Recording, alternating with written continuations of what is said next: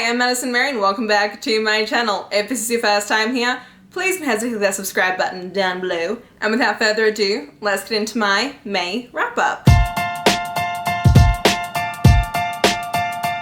So in the month of May, I had a pretty solid reading month. I had some brand new 5-star favorites as well as some kind of like books.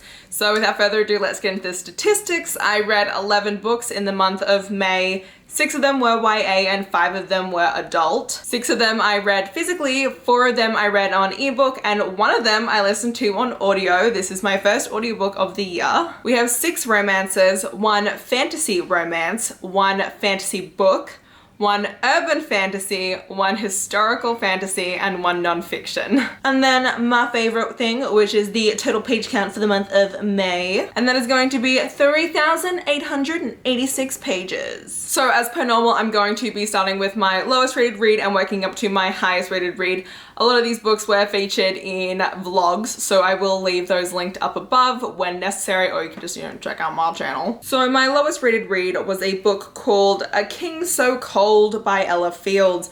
I read this in my TikTok vlog, and this book, as time's gone on, should it even be a 2-star? Should I just keep lowering it? I'm gonna keep it where it is. This book is so hard to explain because the blurb online completely misleads you for what this book is about. So there are 2 kingdoms, a sun kingdom and a moon kingdom. They're at war for years, and so the 2 kingdoms decided that they would unite by engaging each of their children to each other. So the princess of the moon kingdom was engaged to the prince of the sun kingdom, and she's like a cold-hearted, icy bitch. No one likes her. She's power hungry. She's an awful human being. Kind of takes after her dad like that. No one likes her dad either. She starts falling for the sun prince.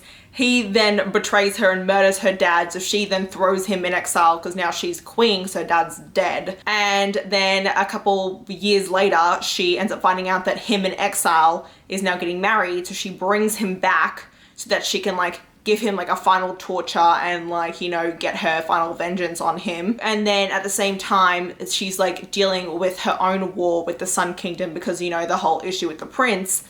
But it's not actually her and the Sun King, Sun Prince's romance. It's actually a romance between her and her current lover, who is the Lord of the East in her kingdom.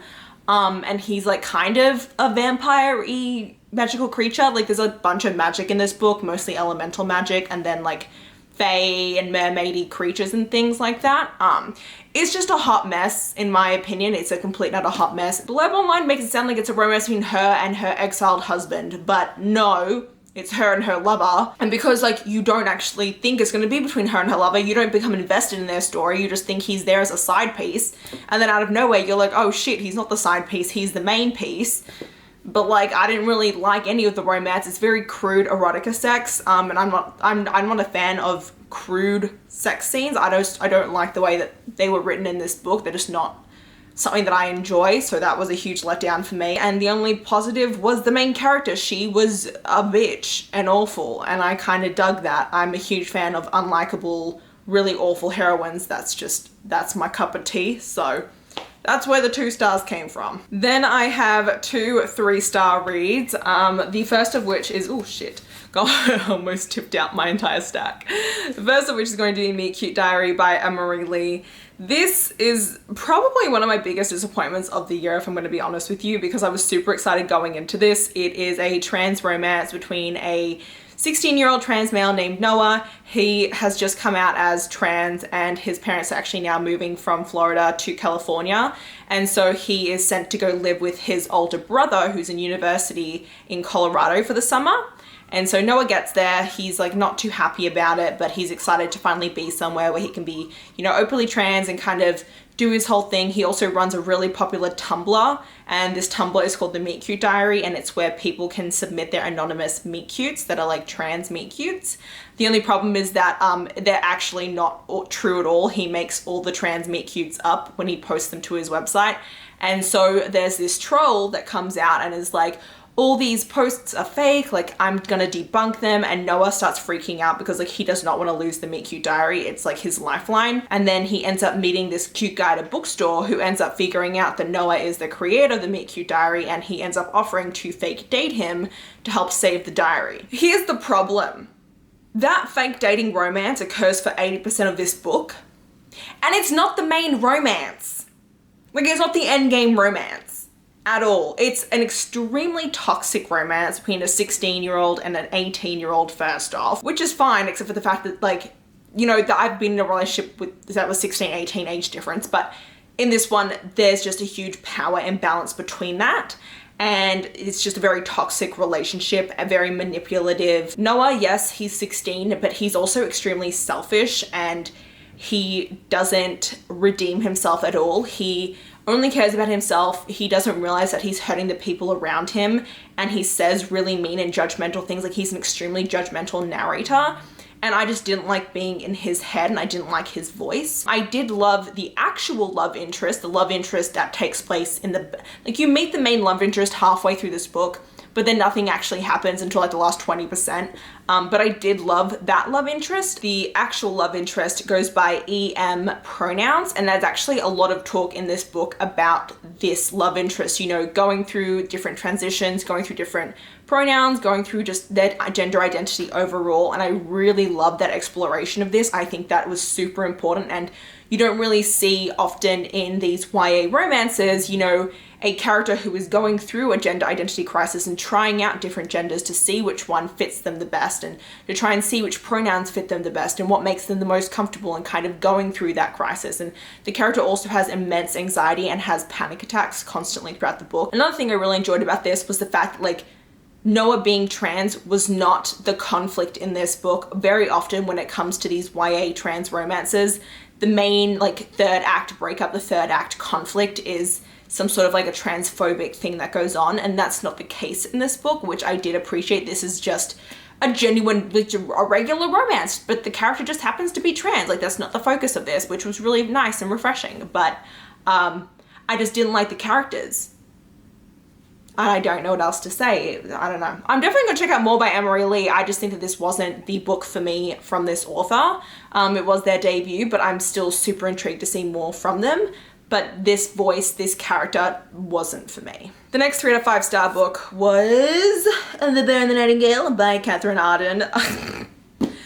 This book was on my 5-star prediction list for the last 3 years, and it was a 3-star read. Like, that's a huge failure on my behalf. This book is basically a Russian historical fantasy folklore fairy tale book.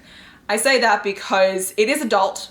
First off, I feel like a lot of people go into this not realizing it is adult. It is. So you're following Vasilisa, but you're not just following her, like, you're actually following, like, her family members and other people in this town. Like, it's all third person, but the main character is Vasilisa and her story. This is like her origin for the rest of the series, and I have been told it gets better, so I will consider picking up book 2. Vasilisa lives in a small Russian rural town, and there are these little, like, house demons, basically, and they're, like, good demons. There are bad demons, but there are good demons, and she is one of the few people who can actually see these house demons, and, you know, worshipping them helps you out. Like, when you worship your house demon, like, they can, you know, fix things for you, they help, you know, keep the hearth warm, they help, you know, do little things around the house. What ends up happening is that Vasilisa's father ends up getting remarried, and his wife can also see these demons, but unlike Vasilisa, she sees them as, like, demons, and she's, like, totally God-fearing because of that. And so she ends up getting this priest to come to their town, and this priest is, like, Christian to the max and starts getting everyone else to believe in Christianity, and he sees, like, Vasilisa as, like, this heathen devil thing that needs to be tamed and controlled. And it's actually kind of weirdly pedophilic, to be honest with you, at some stages. But it's like how people start then believing in Christianity, and because they're now believing in Christianity, they're not believing in the old gods, and so all the little demons are starting to disappear. And because of that, there's, like, this old demon that is, like, coming out of the woodworks and is, like, reawakening. And so Vasilisa is then, like, tasked with partnering up kind of ish with this other demon called the Winter King to help prevent this other demon from awakening, and that's what it's about. It's interesting. It's very beautiful. It's very lyrical. It's very atmospheric. It reads like a fairy tale folklore book. I loved Vasilisa. She was an incredibly interesting character to follow. I just didn't like all the religious aspects of this book. I'm going to be honest with you. The whole Christianity priest dude thing, he had, like, a major part in this book. You get his perspective and everything, and I just was not vibing with that. It's also an extremely slow book, and I don't know, it kind of reminds me a little bit of, what is that book? The Girl Who Drank the Moon. It kind of reminds me a lot of The Girl Who Drank the Moon. Like, it's that kind of a vibe of book. The way that you read it reads like The Girl Who Drank the Moon, and I didn't like that as well because of the way that it was paced and just the way that it was written. Like, these kind of books just aren't for me. Like, they just end up being very average reads that I find myself kind of slogging to get through at times. Like I said, I'll consider picking up more, but who knows? Now on to the good stuff, and that is my 4-star reads. We're gonna start with Rule of Wolves by Leigh Bardugo. I gave this a 4 out of 5 stars. I gave the first book, King of Scars, 4 out of 5 stars. Like, for me, all of Leigh Bardugo's books tend to be 3 to 4 stars, unless it's Ninth House, and that was such a huge 5-star read for me. Like, to me, that is like what I really vibe with. The rest of her books are really fun and enjoyable. They're just not 5 stars. Just a reminder, my dad and I have an entire reading vlog reading the King of Scars duology, also a vlog reading the Six of Crows duology, and a vlog reading the Grishaverse. So those are all on my channel. They're kind of hilarious. They all spoiler filled, so do know that going in. But I will say that if you have read this book, I highly recommend you watch that vlog, because my dad manages to predict literally everything. It is quite scary how he manages to predict stuff, and it's kind of hilarious. And like, I had a blast editing that because I sat there the entire time like, how did this man do that? So yes. Then we have Hani and Ishu's Guide to Fake Dating. This is from the beginning of my LGBTQ plus reading vlog that I did, where I read 4 2021 queer releases. So Hani and Ishu is by Adiba Jaigridar, and she is a Bengali Irish author. And so this book is set in Ireland, and we follow 2 queer main characters. We follow Hani, and she is Bangladeshi Bengali, and she is bi. And then we have Ishu, and she is Indian Bengali, and she is a lesbian. Now they go to this all-girl private school where they're the only brown kids in school, and because of that they are constantly lumped in together, but they're not actually friends. Hani is friends with like 2 of the most popular girls in school. She is, you know, quite well known, very renowned. And then Ishu is kind of hated by everyone. She's a straight A student. She doesn't talk to anyone. She doesn't want to talk to anyone. She just would much rather just, you know, spend her time studying and getting good grades so that she can get into a good school. And what ends up happening is that Hani ends up coming out to her friends as bisexual, and her 2 best friends, who are horrible, horrible people, invalidate her bisexuality. They say, how do you know you're bi if you've never been with a girl, if you've never kissed a girl, if you've only ever been with guys? Like, you know, we just don't believe you. And so she says that she's actually dating Ishu, but they've been dating in secret. So then she goes to Ishu and says, hey, do you mind fake dating because I got myself in this situation? And initially Ishu's like, no.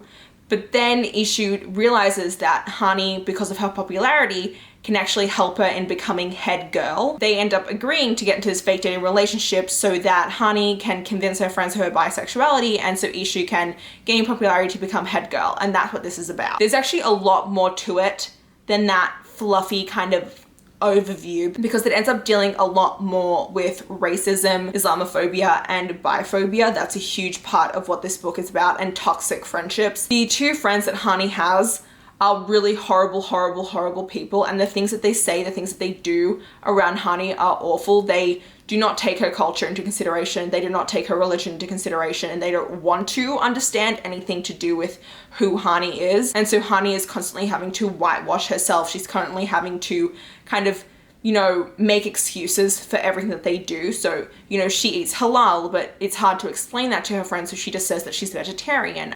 There are also these like Bengali celebrations that go on, and, you know, her friends don't understand, well, why can't we go to these celebrations? How come you get to go to these parties and we can't come with you? And she's like, because they're my culture. Like, you can't just come to them. But like, her friends don't understand that they're just horrible, horrible, horrible people. Literally so horrible. And so that's a huge part of this book. And then for Ishu, it's the fact that her older sister has just dropped out of college, and her parents are now basically disowning her. And Ishu thinks that like this is finally her chance to show her parents that she's even better than her older sister, because the 2 of them have been very competitive since a young age, because, you know, her parents were immigrants. They came to this country to have a better life for their daughters. And so for their daughters to be anything less than perfect is a complete utter failure. And so it's Ishu trying to come to terms with the fact of like, is what she doing for herself or for other people, and will that ultimately make her happy? And a big part of this is that family dynamic, and family relationships have a huge, huge part in this book, especially between Ishu and her parents and Ishu and her older sister. At the beginning there are content warnings, so I do recommend that you do check those out before you pick it up, just in case those do affect you. Then we have one of the books I read for the Asian readathon, and that is Mango Summer by Agay Llanera. This is a Filipino childhood friends to lovers age gap romance. It was actually amazing. It is on KU, so it's for free if you got that. And I came across it and I was like, oh, this sounds kind of fun. So I downloaded it and I read it in one day and I adored the crap out of it. It did actually get a lot steamier than I was expecting. So like, there is that well, stim is in this book. But we are following Fiona, and she is in her late 30s at the moment, and she is single, and that is a problem because she runs her family's mango farm, and there is a legend that to run the mango farm well, the woman who is in charge of it, the woman who has inherited it in the family, must be married and have a child.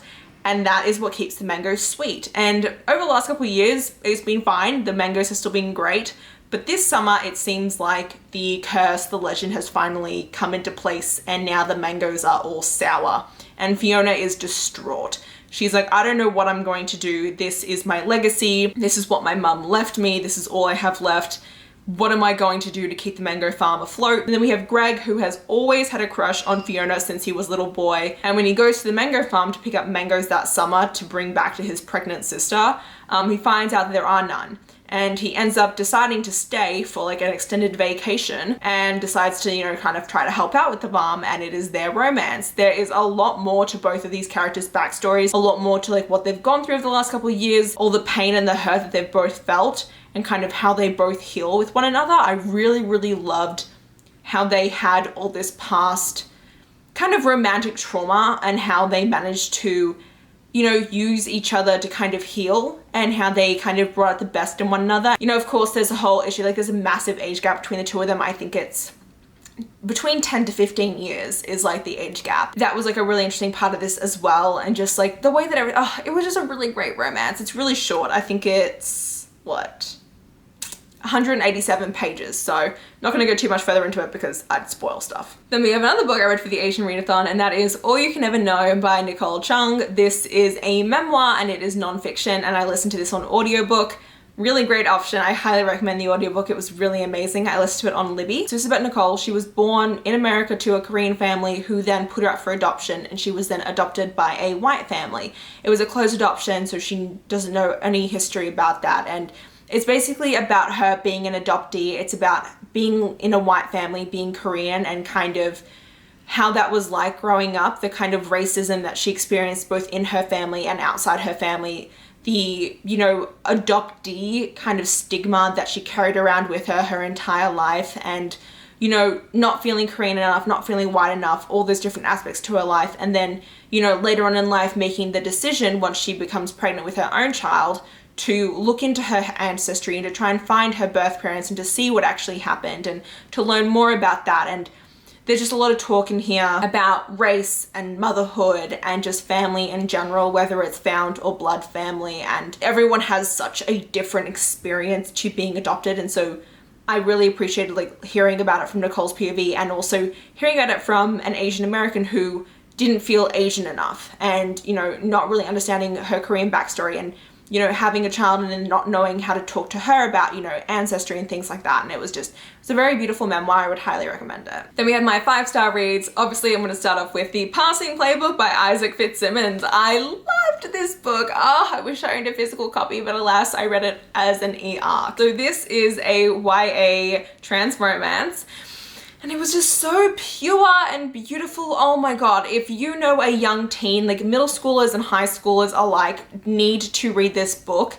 Our main character is 15 years old, but he began transitioning when he was 13, and so that's a huge part of this book. So we're following Spencer, and his family has just moved him to a new private school in Ohio because he was severely bullied at his old school and needed a fresh start. And so he's really excited to move here. He used to play soccer all the time, and so now that he's passing, he has a chance to actually join the boys' soccer team, and he's really excited about this. Even though his parents don't want him to join the team, they're a bit worried about what will happen when people do find out that he is trans, but he secretly joins it anyway, and he begins butting heads with this other member on the team whose name is Justice. and Justice comes from an extremely Christian religious family. And so they become friends, and then there is a whole issue with Spencer being on the soccer team because he is then prevented from playing in nationals because of the F, like the female on his birth certificate. And so that is basically what this book is about. It's about him wanting to play soccer, but about nationals preventing him because he is a trans male. And I think that's very in time with what's going on at the moment with all the different laws about whether or not trans teens and trans children can play on their sport of choice because of them being trans. And I think that this book really does encompass that very fully. There's a lot of talk about how, you know, Spencer is very lucky in the fact that he has very accepting people around him. His parents are really amazing people. There's some really great conversations in here about adult figures and how supportive they can or cannot be. And also, you know, how friends can be supportive, and just, it's about how he has just such an amazing system, but not everyone gets that. And so he kind of is using his support system to kind of help other people as well. And I really enjoyed that part of it. Also, Spencer's younger brother is on the autism spectrum, and that relationship that the two of them have also plays a big role in this book. And I love that sibling relationship. It was very sweet, very beautiful, and like my heart broke a lot of times with the scenes between the two of them. The romance is, in my opinion, more of a subplot to everything. I did enjoy it, but I was quite appreciative that the main focus on this was about Spencer and the sports team and being, you know, part of soccer, but now being benched because of the F on his certificate. And, you know, even though I'm not someone who really understands soccer, the jargon in this didn't really get to me, but I absolutely adored it. I was smiling the entire time. Like, if you need a book one day to just kind of immerse yourself fully in, I would highly recommend this one. Then we have Taking a Shot by Taryn Lee Taylor. This is a hockey romance, and we're following Brett Sillinger, and he is on thin ice. He has just been traded to the Montana Wolfpack because his ex-wife created a lot of scandal and a lot of debacle and a lot of issues on his old team, and so this is his final chance to actually be in the NHL. And on his first night, you know, being in Montana, he meets this like really feisty, fiery chick at the bar, and they have a one-night stand. And you know, he's kind of annoyed the next morning when she's gone, but doesn't think much of it until he goes to his first, you know, hockey charity event, and she's there. And she happens to be Chelsea London, who is the daughter of his boss. Now, Chelsea London runs the charity side of her father's NHL team. She absolutely adores it, but she feels like she's constantly being undermined by her older brother. And so she starts falling for Brett. It's their romance. They have to keep it secret. And I really loved it. It's a very short read. And if you are a huge fan of hockey romances, this is one that you 100% have to pick up. Then we have one of my favorite fantasy books that I've read so far in 2020. And that is Legendborn by Tracy Deonn. This is going to be a bit shiny, so I'm just going to put it down in a sec. But Legendborn by Tracy Deonn, which is an urban fantasy King Arthur retelling. So when this book starts off, Bree has just gotten into this accelerated college program at UNC Chapel Hill, and she's really excited about it. But when she tells her mum freaks out. Like, even though it's her mum's alma mater, she's like, you cannot go there, like this cannot happen, and they have a huge fight. And then that night, Bree's mum ends up dying in a car accident. We flash forward 3 months to when she has just decided to go to the accelerated college program at UNC, and it's her first night there, and she got accepted in with her best friend. It's all really exciting, but that night at like a off-campus like secret event, she ends up seeing this like creature attacking people, and then she sees these 2 other students like fighting off this demon-y creature and like killing it, and no one else can see it. She's the only one, and she's like really confused. She's like, what is going on? And it turns out that there is this secret society of people called the Legendborn, and they are descendants from the Knights of the Round Table and Arthurian legend, and somehow Bree is connected into this. And so she ends up kind of becoming enthralled into this secret society and the Legendborn in order to find out if somehow her mother was connected to this and how it plays a role in everything else. And, you know, she falls in love, and there's a lot of different things going on. Racism is a huge, huge part of this book. There's a lot of talk in this about Bree being a black woman and being on this campus, which is predominantly white, how people are constantly racially profiling her, you know, invading her space, you know, touching her hair, doing a lot of different things about her. She's kind of treated sometimes like a token black person, and that's a huge part of this book is, you know, her dealing with that while also dealing with her grief, but then also dealing with being part of this new magical world. And it was just such an amazing, amazing story. I adored it. There is like potentially going to be a love triangle, but like, I don't know if there will be. I kind of hope there will be a love triangle. This is like one of the few books where I thought the initial romance in this was super sweet and super cute. Like, it was a nice like kind of breath of like happiness in this otherwise very somber and sad story. But there's another character in this that like really grew on me as the story went on, and I kind of fell in love with him. And like, even if it doesn't end up being a love triangle, like he's my love triangle. Like I want him in the love triangle, like really, really bad. So beautifully written, so enthralling. Like I could not put this book down at all. It was just an amazing, heart-wrenching, beautiful, beautiful read, and like a hallmark urban fantasy that like you need to pick up. And then lastly, we have like probably one of like my favorite book of this year so far. My final copy isn't here yet. I pre-ordered it to get a signed copy, and so it's going to come from like an indie bookstore, so it's not going to be here for like a hot minute. But that is Jay's Gay Agenda by Jason June. I've been screaming about this on like literally every platform that I'm on, so I would hope that you know by now that I absolutely love the whole heck out of this damn book.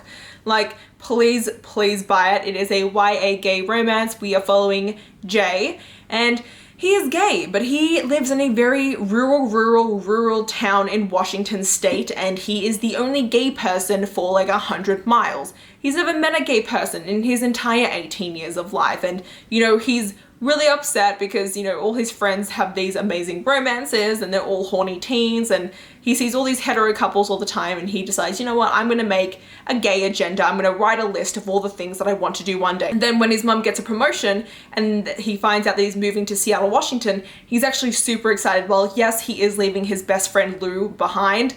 He does get to now go on this new adventure to this new school for his senior year, where he will be surrounded by way more queer people. And so he gets to move to this new school. On his very first day there, he has like this really adorable meet cute with this guy named Albert, who is extremely cute. And then Jay ends up meeting this other guy who is actually genderqueer, goes by he, him, and she, her pronouns, named Max, and they become best friends. And Max is like, I'll be your gay guide, I will be your libido liberator, like I will help you achieve all these things on your list. And Jay's really excited about this and like joins the Queer Straight Alliance, and there's a whole homecoming thing going on. He's super excited. But then he finds out that the homecoming for his new school is on the same day as the hoedown at his old school that he promised Lou he'd go to. And so it becomes the whole issue of how does he decide like which of these two events to go to? And that's kind of like the main conflict of this book, but there's like a lot of other little things going on, especially to do with the fact that, you know, Jay is finally exploring his sexuality for the first time. He's finally able to, you know, be with other gay men, but like, is he maybe, you know, doing it in a right way? Like, how is he exploring sexuality? It's extremely sex positive book, which I really appreciate. There's a lot of conversations in here about, you know, safe sex, about, you know, self-love and yourself, about people being consensual, non-consensual sex, about people who want to wait, people who don't want to wait, and, you know, respecting people's boundaries. Like, there's so many great conversations in this book about that, and, you know, about different sexualities, about different identities, and I really, really love that aspect of this book. It was hilarious. I laughed out loud so many times in this book. Like, I was constantly laughing my ass off. It was just so relatable because like I made a lot of the same mistakes that Jay did, and there was so many times I was like, oh honey, please don't do that. And I was like, oh no, I did that, don't do it. And then he did it and I'm like, oh no, I know. We did the same thing so many times, and I just loved it. And Albert, the main love interest, oh my god, he's so geeky and cute, and he plays Pokemon Go. It's not Pokemon Go because like it has a different name in this book, but it's a game just like Pokemon Go. And come on, like does that not speak directly to my heart? It did speak directly to my heart. I was like dying over it. Oh my god. Love this book so much. So many quotable moments, so many just amazing themes in it, and it was just like such a fun read. I would highly recommend this. If you are in a reading slump, like I can guarantee you this book will get you out of a reading slump. It was just great. It was great. That is the end to my very, very long May wrap up. Let me know if you read any of these books or what your favorite book in May was. If you did enjoy this video, please hit the like button down below. If you want to see more of me, please subscribe to my channel. And until next time, thanks a bunch everyone. Bye bye.